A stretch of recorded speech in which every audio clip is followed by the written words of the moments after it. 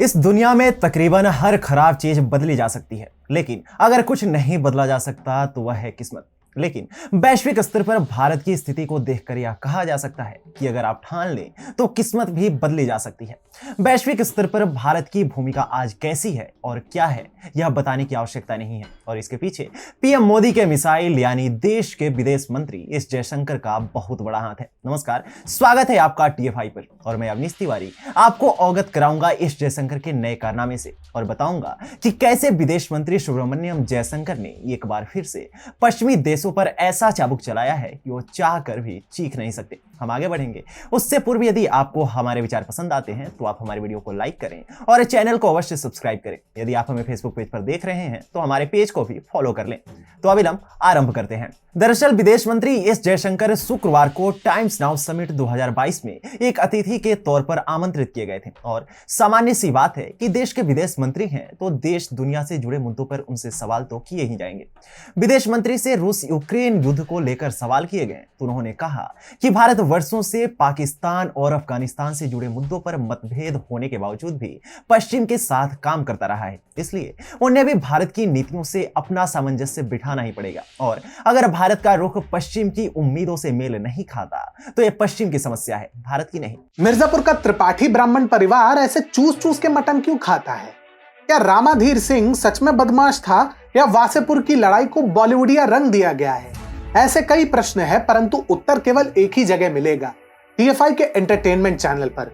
ऊपर दिए लिंक को दबाकर आप सब्सक्राइब कीजिए और घंटी दबाइए, इनका घंटा हम बजाएंगे। इसके अलावा एस जयशंकर ने कहा कि बाली में G20 देशों के शिखर सम्मेलन का नतीजा भी इस मसले पर पीएम नरेंद्र मोदी के जजमेंट को सही साबित करता है, और हमारी विदेश नीति किसी दूसरे देश के अनुसार नहीं चलती है, अपितु हम वही करते हैं जो भारत के हित में होता है। विदेश मंत्री ने पाकिस्तान के विषय पर बात करते हुए कहा कि पाकिस्तान को लेकर पश्चिम के साथ हमारे ऐतिहासिक मतभेद है और अभी भी मतभेद पूरी तरह से समाप्त नहीं हुए हैं, परंतु हम फिर भी पश्चिम के साथ लगातार इतने वर्षों से काम कर रहे हैं। और रही बात रूस यूक्रेन युद्ध की, तो भारत युद्ध की शुरुआत से ही शांति के पक्ष में है और दोनों देशों के बीच शांति स्थापित करने का लगातार प्रयत्न कर रहा है।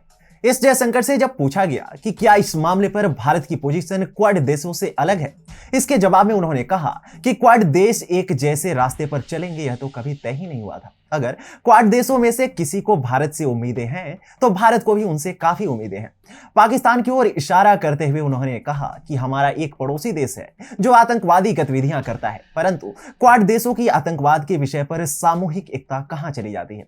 जिस तरह यूक्रेन को चुनकर भारत से सवाल पूछे जाते हैं, वैसे हम भी पाकिस्तान और अफगानिस्तान के मुद्दे को उठाकर उनसे सवाल पूछ सकते हैं। ज्ञात हो कि क्वाड 4 देशों का समूह है जिसका पूरा नाम क्वाड्रिलेटरल सिक्योरिटी डायलॉग है, और अमेरिका, भारत, ऑस्ट्रेलिया और जापान इसके सदस्य हैं। इसका उद्देश्य इंडो पैसिफिक क्षेत्र में सभी राजनीतिक और सुरक्षा के मामलों पर आपसी सामंजस्य बनाए रखना है। विदेश मंत्री ने विश्व के भविष्य की ओर संकेत करते हुए कहा कि हमने रूस यूक्रेन युद्ध देखा है और हम कई देशों को प्रभावित करने वाली जलवायु घटनाओं को देख रहे हैं, इसलिए हमें यह मानकर चलना होगा कि आने वाले समय में कई प्रकार के संकट आ सकते हैं और हमें उसके लिए तैयार रहना होगा। इसके अलावा आने वाला आधा दशक दुनिया के लिए चुनौतीपूर्ण साबित हो सकता है, इसलिए उस कठिन समय के लिए हमें तैयार रहना चाहिए। यदि विदेश मंत्री के इस तरह के कठोर बयानों की बात की जाए तो यह कोई नई बात नहीं है। वह पहले भी विश्व पटल पर भारत की अस्मिता को ध्यान में रखते हुए वैश्विक चौधरियों को कठोर से कठोर जवाब देते रहे हैं।